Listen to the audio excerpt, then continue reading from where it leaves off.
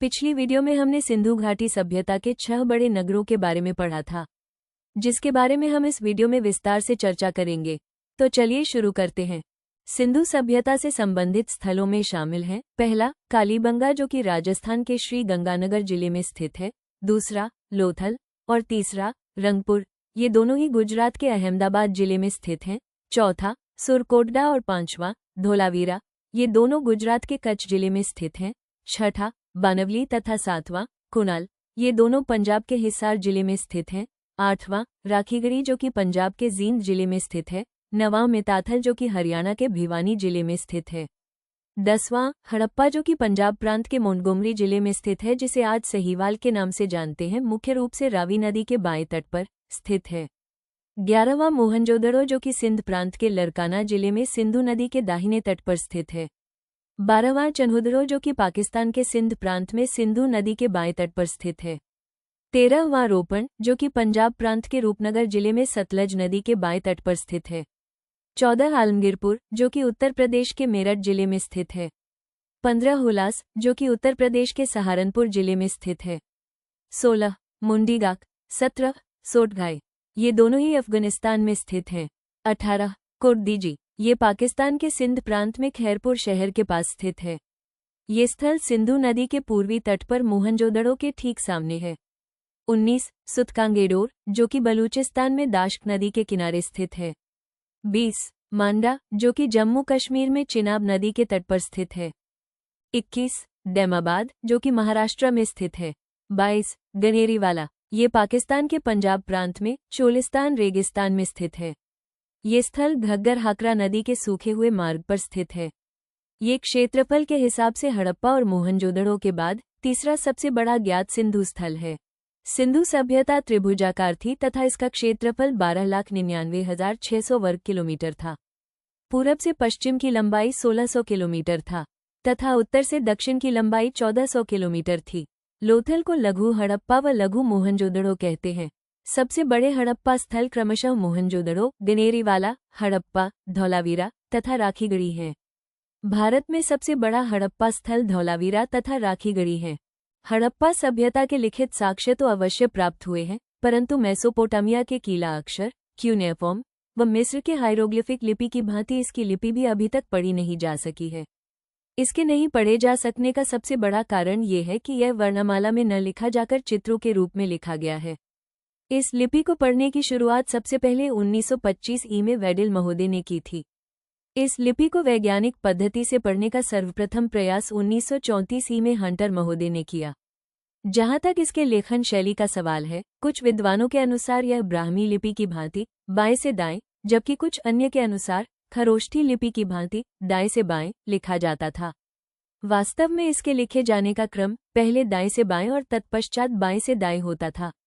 इस लिपि के लेखन की इस शैली को बास्ट्रोफेदन या गोमूत्रिका शैली कहा जाता है। अशोक के यर्रागुडी, कर्नूल जिला, आंध्र प्रदेश से प्राप्त अभिलेख भी इसी शैली में लिखे गए हैं। हड़प्पा की लिपि में लगभग 400 अक्षर हैं और यह चित्राक्षर लिपि में लिखा गया है। आइए जानते हैं हड़प्पा सभ्यता के सामाजिक जीवन के बारे में। ये संभवतः मातृसत्तात्मक समाज था। यह मुख्यतः 4 प्रजातियों से संबंधित है: भूमध्यसागरीय, अल्पाइन, मंगोलाइट तथा प्रोटो ऑस्ट्रोलॉइड। इसमें भी हड़प्पा सभ्यता में सर्वाधिक भूमध्यसागरीय प्रजाति के लोग निवास करते थे। यहाँ पर वणिक वर्ग के लोगों का शासन था।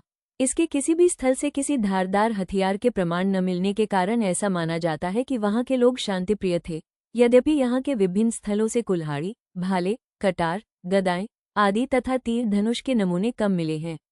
हड़प्पा सभ्यता के लोग विभिन्न प्रकार के मृदभांडों का प्रयोग किया करते थे। ये मृदभांड चमकीले एवं गाढ़े रंगीन, मजबूत पात्र हैं। ये पात्र मुख्यतः चाक से निर्मित हैं। रंगीन मृदभांडों की अपेक्षा सादे पात्रों की अधिकता है। इन पात्रों पर विभिन्न रंगों से चित्रकारी की गई है, जिनमें लाल, काले, हरे, सफेद एवं पीले रंगों का प्रयोग किया गया है। इनमें भी मुख्यतः लाल एवं काले रंग के मृदभांड प्राप्त होते हैं। हड़प्पा के चमकीले मृदभांड सर्वाधिक पुराने माने जाते हैं।